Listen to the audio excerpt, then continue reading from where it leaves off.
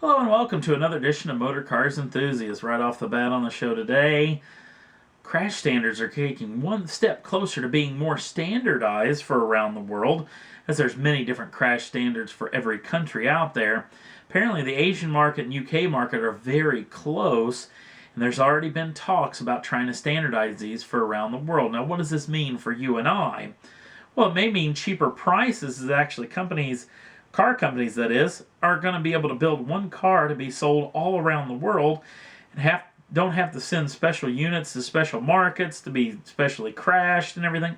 So it's a pretty win-win deal as far as the automobile manufacturers, which could mean lower car prices for you and I, which could really mean if you ever looked somewhere across the ocean and thought, man, I wish those automobiles would come over here.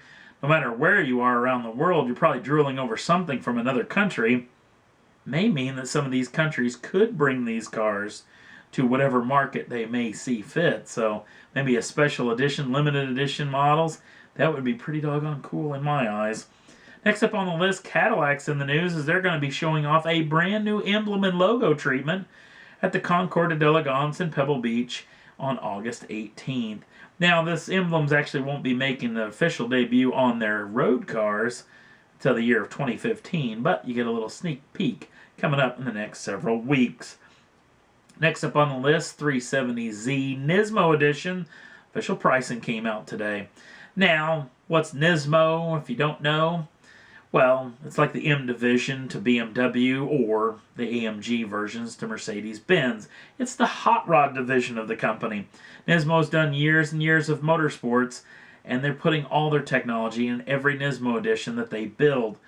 And this 370Z gets a lot of it, as it gets a special nose, special tail section, rear diffuser, a rear wing, a lot of carbon fiber parts, different suspension settings, different braking settings. Now it does come with the standard 3.7 liter normally aspirated V6, like in the standard model, but it's making 350 brake horsepower and 276 pounds-feet of torque. We made it up to a 6-speed manual gearbox and do 0 to 60 in somewhere around 5 seconds. Now the pricing on this deal, U.S. pricing, is $43,020 US dollars, and with another $800 kicked in for the destination fee. So if you were hankering for a Nismo Edition 370Z, better get down to your Nissan dealership today. Next up on the list, the C100. Aston Martin built this as a little tip of the hat to their 100th anniversary of building road cars. Now, I wasn't even quite 100% sure if they were actually going to build this thing, but apparently they are. And apparently now you can't even own one because every one of them has been sold. Every one of the units. Now, I haven't got an official number on how many they're going to build. I hunted all over the interwebs and couldn't find anything, so if you find out anything, would love to know. Hit me up on the Facebook page. But the pricing for this vehicle, $770,000 for each one of these cars. So apparently there's enough people out there that got deep enough pockets to think, I have to have one of these. I wish I could have been one of those people. Next up on the list, Gran Turismo's in the news again. As actually Sony's shopping around, and they had a couple of people already tied to this about making a movie.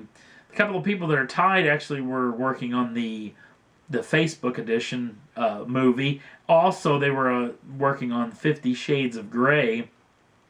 Actually, the Facebook movie is called Social Network. Sorry about that. But, not to mention, I think this thing's going to be a turd. It's going to be crap.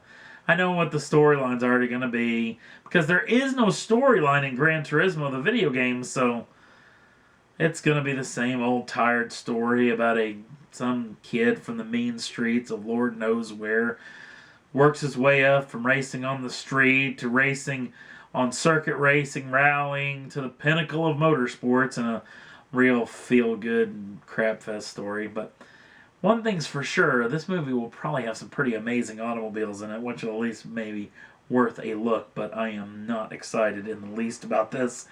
Next up on the list, the brand new EVO 11 is in the news. Well, actually, this particular picture's been floating around the interwebs. It's got everybody all excited. In fact, one of the Facebook fans on the Motor Cars Enthusiast Facebook page mentioned that he thought it looked a lot like the NSX concept, and I think he is right. But the rumors floating about this thing maybe making 500 brake horsepower out of a hybrid drivetrain system, which means it may leave their crosstown rivals, the Subaru WRX STI version, behind and going right after the Nissan GT-R.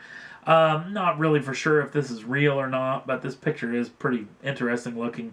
There's another computer-aided picture that's floating around the webs as well. We'll see what comes of this in the future. But speaking of EVOs, the outgoing version, the 2014 version, well, it's getting hit the market very, very soon. Now, this vehicle still has the standard 2-liter turbocharged 4-cylinder that's going to be putting out 291 brake horsepower and 300 pounds-feet of torque, which will be sifted through an automatic flappy paddle gearbox or a manual transmission to all 4 wheels. Now, the vehicle does 0 to 60 in somewhere between 4.5 seconds to 4.9 seconds, depending on the transmission. The thing's still a pretty special piece of kit, coming with modes, actually drive setting modes, which comes with tarmac, gravel, or snow, depending on what you're on. Not to mention it comes with the Super AYC and the Super Trick torque vectoring system that puts torque to where it needs to be to try to increase the handling of the automobile. Pretty awesome automobile. Now, the GSR edition of the Mitsubishi 2014 EVO is going to come in right around $35,000, and the MR edition, the top of the line, will come in at right about $40,000. But so if you want to get the last of the outgoing EVO 10s before that EVO 11 makes its official debut, you better get down to your Mitsubishi dealership right now. And speaking of the NSX, as we did earlier, the NSX concept from Acura and Honda is going to be making its official debut at the Mid-Ohio Sports Car Circuit in Ohio, coming up on August 4th. Now, this is going to be ahead of the IRL IndyCar Series race that's going to be taking place there as well. And this is going to be making a parade lap in the beginning of it, so we'll hopefully get some video of this, put it up on the Facebook page.